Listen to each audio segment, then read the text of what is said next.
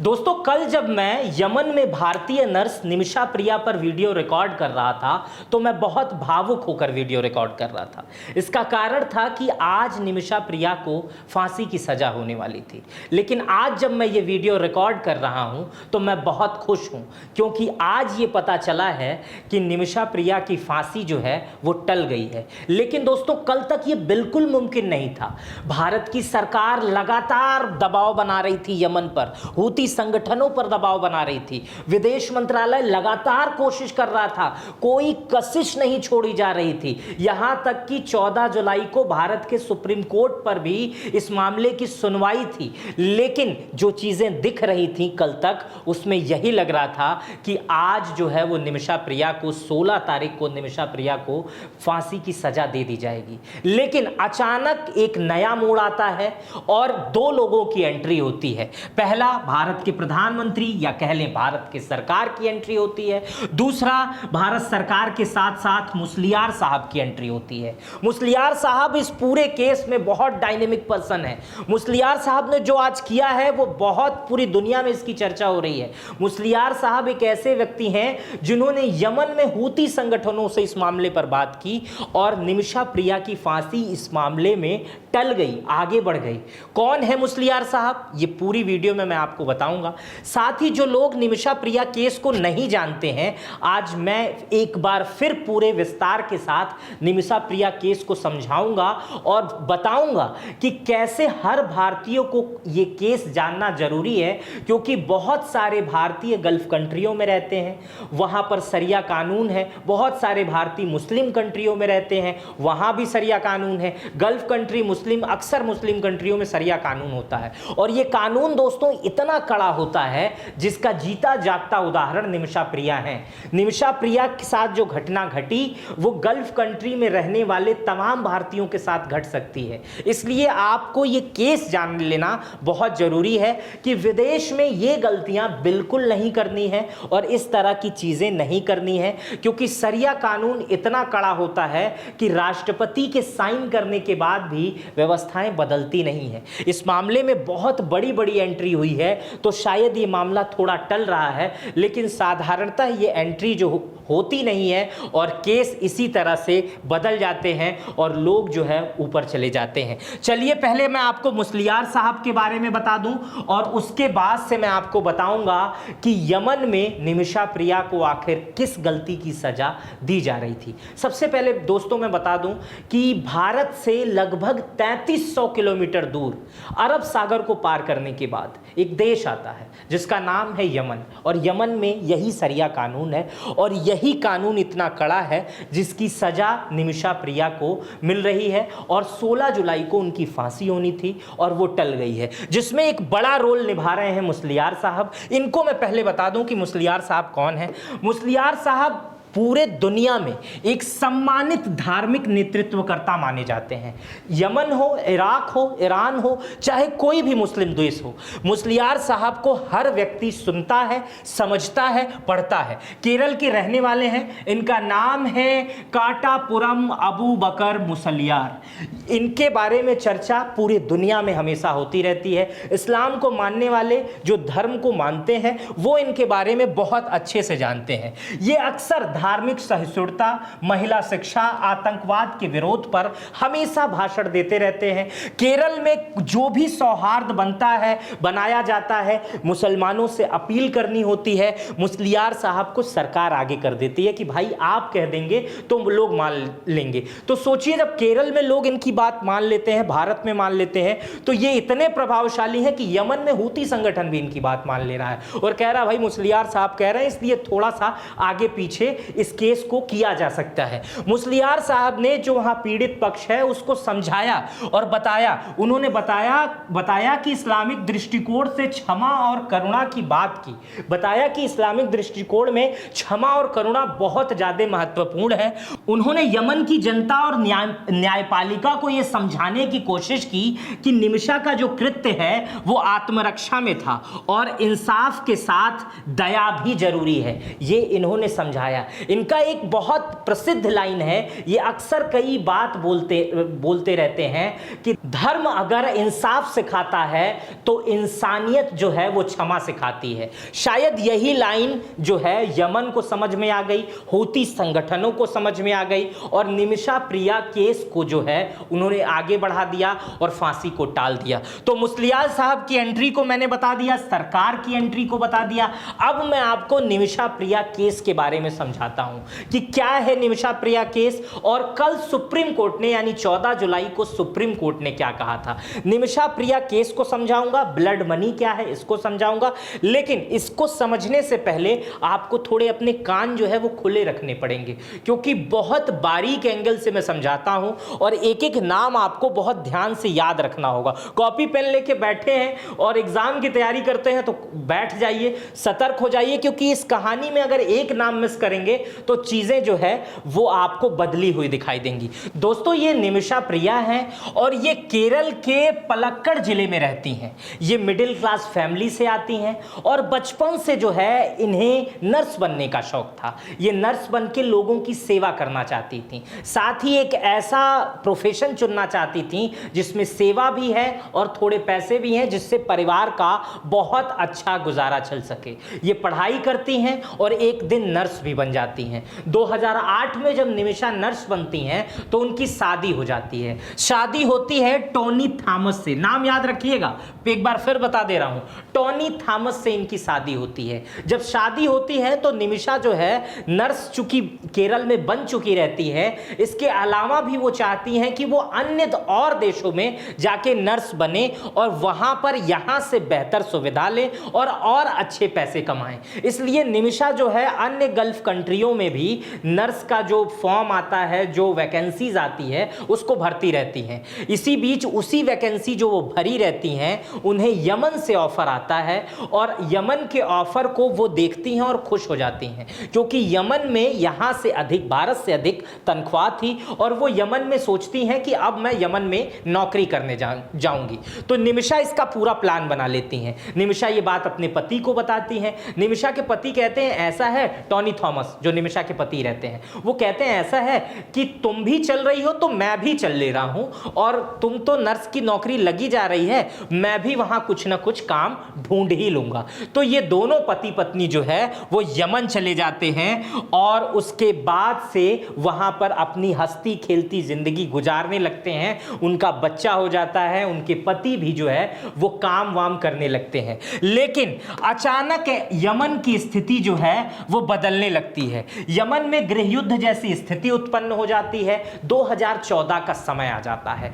ये 2008 से 2014 के बीच में सब कुछ ठीक चल रहा था, लेकिन हूती संगठन वहां पर आक्रमण करने लगते हैं, गृह युद्ध हो जाता है, आपस घर में ही ठीक नहीं चलता है। तो जो ये निमिषा के पति टोनी थॉमस थे, वो इन सब चीजों को देखते हैं और घबरा जाते हैं। वो कहते हैं ऐसा है निमिषा, अब हम इंडिया चलते हैं और यहां पर स्थिति ठीक नहीं है। उस समय सरकार भी जो है वो अपने नागरिकों को बुलाना शुरू कर देती है और कहती है कि यमन में जो है स्थितियां ठीक नहीं है, भारत के नागरिक वापस आ जाएं। उसी समय जो है टोनी थॉमस अपने बच्चे को लेकर वापस आ जाते हैं और निमिषा प्रिया ये कहती हैं कि मैं यहां नौकरी कर रही हूं, यहां इस तरह से छोड़ के जाना ठीक नहीं है, मैं नर्स हो चुकी यहां पर काम कर रही हूं, मैं कुछ दिन में यहां सब समेट के इस्तीफा देकर भारत वापस लौट आऊंगी। यही वो स्थिति होती है। लेकिन ये सारी स्थिति होती है, उनका पति यहां आ जाता है, वो वहीं रहती हैं, लेकिन वहां पर जो संगठन, हूती संगठन है, गृह युद्ध है, वो चलता रहता है।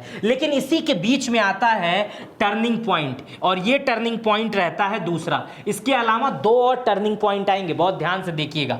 ये टर्निंग पॉइंट तब आता है जब निमिषा का एक दोस्त जो है हन्नान, नाम याद रखिएगा, हन्नान, निमिषा का एक दोस्त है हन्नान जो उसके साथ काम करता था। हन्नान निमिषा को कहता है कि निमिषा तुम नर्स हो, यहां पर तुम्हारी तनख्वाह कम है, मैं यहां यमन का नागरिक हूं, हम लोग एक मिलकर नर्सिंग होम खोलते हैं और वो नर्सिंग होम हम लोग मिलकर चलाएंगे। यमन की स्वास्थ्य व्यवस्था भी ठीक नहीं है, तुम भारत से पढ़ के आई हो, हम यहां एक टेक्निकल नर्सिंग होम बनाएंगे। मैं बता दूं कि यमन की जो स्वास्थ्य व्यवस्था है वो बहुत खराब है। भारत में जैसे नीम हकीम होते हैं ना, वैसे ही यमन में पूरी स्वास्थ्य व्यवस्था है। यमन में किसी को अगर गंभीर बीमारी हो जाती है तो उसे दूसरे देश जाना पड़ता है, कोई बड़ा अस्पताल, कोई बड़ी व्यवस्थाएं यमन में नहीं है। तो इसलिए यमन में ही जो निमिषा का दोस्त हन्नान रहता है, कहता है हम दोनों मिलकर एक बढ़िया नर्सिंग होम खोलते हैं और तो 50-50 की पार्टनरशिप कर लेंगे। तुमने भी यहाँ नर्स का पे काम करके पैसे कुछ जुटा रखे हैं, मैंने भी जुटा रखे हैं, हम एक बढ़िया सा नर्सिंग होम बनाते हैं। निमिषा को ये आइडिया बहुत बेहतरीन लगता है। सोचती है गृह युद्ध चल रहा है, आज नहीं तो कल खत्म हो जाएगा और हमारा नर्सिंग होम रहेगा, और फिर से एक बार जब यहाँ की स्थिति ठीक हो जाएगी तो हम अपने पति और बच्चे को बुला लेंगे। निमिषा ये बात अपने पति को बताती है और निमिषा का पति भी तैयार हो जाता है। अब आपने यहां तक समझ लिया। अब इस मामले में आता है दूसरा टर्निंग पॉइंट।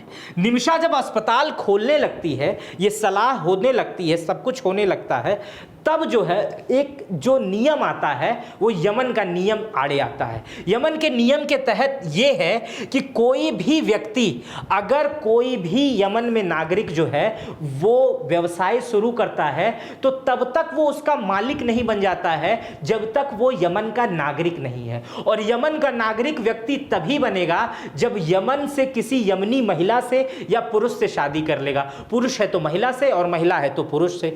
तो ये कागज वाला हिस्सा आड़े आता है, लेकिन हॉस्पिटल की पूरी तैयारी हो जाती है। तो उस समय हन्नान फिर से एक बार निमिषा को कहता है, सलाह देता है कि जो है तुम एक शादी कर लो यहीं पर, कागज पे सिर्फ शादी करना, ऐसे मत शादी करना। कोई ऐसा व्यक्ति, तुम्हारे पति भी यहां रहे हैं, कोई ऐसा व्यक्ति ढूंढते हैं जो कागज पे तुमसे शादी करने के लिए तैयार हो जाए, तो कागज पे तुम 50% की मालिक हो जाओगी इस पूरे हॉस्पिटल का। तो ये पूरा मामला आप समझ गए।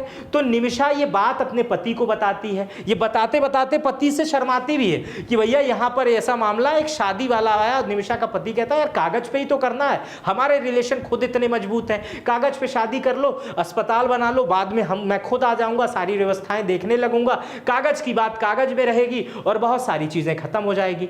निमिषा का पति ही सलाह देता है कि ऐसा करो कि मेरा एक दोस्त है तलत अब्दो मेहदी, उसका नाम रहता है तलाल अब्दो मेहदी, वो मेरा दोस्त है। जब मैं वहां मोटर साइकिल या ऑटो पार्ट्स का व्यापार करता था तो वो मेरा पार्टनर था, वो बहुत अच्छा मेरा दोस्त है, मैं उससे खुद फोन पे बात कर रहा हूं और तुम जो है उससे कागज पे शादी कर लो। यही पूरा मामला रहता है। निमिषा कहती है चलो ठीक है।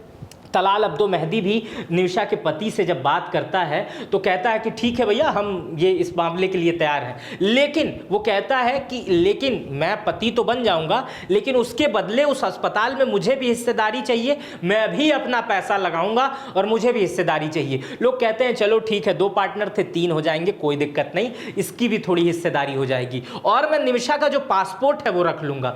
तब ये बात उस समय निमिषा के पति को जो है वो खटकती नहीं है। वो कहता है मजाक लगता है, हर आदमी, आप भी जानते होंगे, जो लोग मेरी इस वीडियो को देख रहे होंगे, गल्फ में काम करने गए होंगे, किसी देश में काम करने गए होंगे, तो अक्सर देखा जाता है जो मालिक रहता है वो पासपोर्ट को अपने पास रख लेता है। निमिषा का जो पति बना था कागज में तलाल अब्दो मेहदी यमन में, उसने भी ऐसा किया कि कहा निमिषा तुम अपना पासपोर्ट दे दो और इस हॉस्पिटल में हमको बना दो, पार्टनर बना दो। वो सोचता है कि बन जा रहा है, सब चल रहा है और थोड़ा हम भी लगा देंगे, हो सकता है चल जाए। और होता भी ऐसा है, जब हॉस्पिटल बन के तैयार हो जाता है तो हॉस्पिटल चलने लगता है, नर्सिंग होम चलने लगता है, उसकी कमाई अच्छी होने लगती है, सारी व्यवस्थाएं ठीक होने लगती है। और तब इस मामले में आता है तीसरा और सबसे बड़ा टर्निंग पॉइंट, जिससे निमिषा जो है कागज पे शादी करती है, जिसका नाम तलाल अब्दो मेहदी होता है। अब वो लालची हो जाता है और वो पैसे की डिमांड करने लगता है। निमिषा का जो कागज पे पति है उसका वो असली पति बनने की कोशिश करता है और जगह जगह पर बताने लगता है कि भैया ये भारत वाले की पत्नी नहीं है, ये मेरी पत्नी है और ये जो है ये मेरी है और ये यहीं रहेगी और भारत वाले को इसने ये कर दिया। और जगह जगह पर ये बातें भी करता था और निमिषा से भी उल्टी सीधी बातें करता था। और उसके बाद से निमिषा से तरह तरह की डिमांड भी, जो पत्नियों के साथ डिमांड की जाती है वैसी डिमांड करने लगता है। निमिषा इससे बहुत आहत हो जाती है, अपने पति से ये बात करती है कि बताओ वो तुम्हारा दोस्त था लेकिन उसने तुम्हारे साथ गलत किया है और ये ये बहुत बेईमानी कर रहा है, अब वो पैसे भी अधिक मांग रहा है, कह रहा पासपोर्ट नहीं देंगे और हम वापस आना चाहते हैं, मैं इन सब चीज़ों से ऊब गई हूँ। लेकिन वो बात नहीं मान रहा है, वो रोज़ मेरे साथ ऐसे ऐसे बातें करता है, मुझसे ये काम करने के लिए, अनैतिक कार्यों को करने के लिए कहता है, लेकिन मैं तुम्हारे अलावा किसी से नहीं करूंगी, तुम उससे बात करो, पासपोर्ट मेरा दिलाओ, मैं वापस आना चाहती हूं। यही बात निमिषा से होती है। निमिषा का पति तलाल अब्दो मेहदी से बात करता है तो वो तरह तरह की शर्तें रखने लगता है। जब इतनी झगड़े हो जाते हैं तब निमिषा क्या करती है पता है? निमिषा जो है उस समय वहां के पुलिस स्टेशन चली जाती है और बताती है कि ऐसी ऐसी घटना हुई है और ये व्यक्ति मुझे परेशान कर रहा है, इस तरह की बातें कर रहा है। तब जानते हैं क्या होता है? यमन का कानून देखिए, इतना कड़ा है कि उस समय तलाल अब्दो मेहदी जो यमन का नागरिक है उसको एक भारतीय के कहने पर सजा हो जाती है, वो भी 1 साल की सजा हो जाती है। अब निमिषा जब पुलिस में कंप्लेन करती है और तलाल अब्दो मेहदी जो कागज में उसका पति रहता है उसको यमन में ही सजा हो जाती है, निमिषा एक बार फिर से फंस जाती है। फंस इसलिए जाती है क्योंकि जिसे सजा हुई है, जो कागज में पति था, उसी के पास उसका पासपोर्ट है और यमन में उधर 2016 में ही गृह युद्ध जो है वो और बढ़ गया था। भारत के सभी नागरिक वहां से आ रहे थे, राजदूत वाले जो स्थिति थी वो भी बंद हो गई थी, सारी स्थितियां वापस हो रही थी, सब कुछ बदल रहा था। लेकिन निमिषा के पास पासपोर्ट ही नहीं है तो वो भारत कैसे आ सकती थी? इसलिए निमिषा वहीं थी। अब निमिषा को इंतजार था तलाल अब्दो मेहदी के जेल से छूटने का, लेकिन एक चिंता भी थी कि जिस व्यक्ति को मैं जेल भिजवाई हूं वो व्यक्ति मुझे आकर पासपोर्ट कैसे देगा और क्यों देगा। तो इसके लिए चिंतित तो रहती है, लेकिन जो काम है वो चलता रहता है। नर्स वाला काम नर्सिंग होम का चलता रहता है। 1 साल के बाद समय आता है और जो है तलाल अब्दो मेहदी जो है निमिषा का कागज में पति यमन में छूट जाता है। लेकिन जब वो 2017 में छूट कर आता है तो वो पूरा बदला लेने के मूड में रहता है, वो पासपोर्ट वापस नहीं करता है। और जब वो पासपोर्ट वापस नहीं करता है, निमिषा उससे बात करती है कि हम ऐसा, देखो तुमने इसी मामले में हुआ है और ये सारी चीज़ें हुई हैं, अब सब खत्म करो और मेरा पासपोर्ट दे दो, हमको सब वापस दे के चले जाएंगे, हमको घर जाने दो। लेकिन 1 साल चूंकि तलाल अब्दो मेहदी जेल काट चुका रहता है, इसलिए उसके अंदर जो है वो बगावत की आग जलती रहती है, वो बदला लेना चाहता है, कहता है मैं पासपोर्ट वापस नहीं दूंगा। और इसी 1 साल जब वो जेल में रहा तो उसकी तबीयत भी खराब हो गई। जब जेल से बाहर निकला तब भी उसकी तबीयत खराब थी, डेली उसे इंजेक्शन दिए जाते थे, दवा के डोज दिए जाते थे। तब उस समय जो चौथा टर्निंग पॉइंट आता है, यही वो टर्निंग पॉइंट है जो निमिषा को फांसी की सजा के पास लेकर जाता है। लेकिन इसे समझना आपको बेहद जरूरी है। जानते हैं क्या होता है? निमिषा का जो दोस्त हन्नान रहता है, जिसने 50-50% पर हॉस्पिटल खुलवाया था, वो एक और सलाह निमिषा को दे देता है। जानते हैं क्या कहता है? कि ऐसा है कि चलो तलाल अब्दो मेहदी से बातें करते हैं, हम लोग माफ़ी मांगा जाएगा और उससे कहा जाएगा दे दो, और तुम उसी बीच जानती हो क्या करना, तुम नर्स हो, जब 2-3 दिन जाओगी तो उस पर भरोसा जीत लोगी और उसे जो है इंजेक्शन दे देना। इंजेक्शन उसे रोज लगी रहा है और तुम बस उसे इंजेक्शन देना शुरू कर देना और उसी इंजेक्शन में जो है वो बेहोशी की दवा मिला देना। अब जब बेहोशी की दवा तुम मिला दोगी तो वो बेहोश हो जाएगा और उसके घर में उसी के कबर्ड में तुम्हारा पासपोर्ट है, तब हम वो पासपोर्ट जो है वो ले लेंगे। अब ये आइडिया तो बहुत अच्छा था कि कबर्ड में पासपोर्ट है, हम ले लेंगे, वो बेहोश हो जाएगा और अगले ही दिन तुम फ्लाइट पकड़ के, चूंकि पासपोर्ट तुम्हारे पास आ चुका रहेगा, तुम अगले दिन ही फ्लाइट पकड़ के इंडिया वापस चली जाना और मैं यहां सब जो है बेच बाच के वापस आ जाऊंगा। लेकिन ऐसा होता नहीं है। होता ये है कि जब इंजेक्शन देती है निमिषा तलाल अब्दो मेहदी को, उस समय इंजेक्शन का जो डोज है वो थोड़ा ज़्यादा हो जाता है, जिसकी वजह से तलाल अब्दो मेहदी जो इसका कागज में पति है उसकी मौत हो जाती है। और मौत होने के बाद निमिषा प्रिया चाहती तो पासपोर्ट उसके हाथ में था, वो भाग सकती थी, लेकिन निमिषा प्रिया ऐसा नहीं करती है। निमिषा प्रिया ये बात पूरी पुलिस को बता देती है और पुलिस जो है निमिषा को ये मानती है कि ये चीज़ें झूठ हैं और उसको गिरफ्तार कर लेती है। हन्नान को भी गिरफ्तार कर लेती है जो इसको जो आइडिया दिया रहता है इसका दोस्त, और इसको भी गिरफ्तार कर लेती है। ये मानती है कि हन्नान और इसने मिलकर साजिशन तलाल अब्दो मेहदी को मारा है, और इसका पूरा ट्रायल होने लगता है। निमिषा जेल चली जाती है और पूरा कोर्ट में ट्रायल होने लगता है। यह मामला जो है 2017 में घटता है, और 2020 में बहुत मेहनत करने के बाद, चूंकि एक भारतीय एक यमनी, दोनों का मामला कॉम्प्लिकेटेड था, बहुत मेहनत करने के बाद 2020 में यह मामला यमन के लोअर कोर्ट में पहुंचता है, और वहां पर इसके दोस्त हन्नान जो यमनी नागरिक था, और इसे हन्नान को उम्र कैद की सजा मिलती है, और निमिषा जो जिसने इंजेक्शन लगाया था, इसे जो है मौत की सजा मिलती है, और हन्नान को उम्र कैद की सजा मिलती है।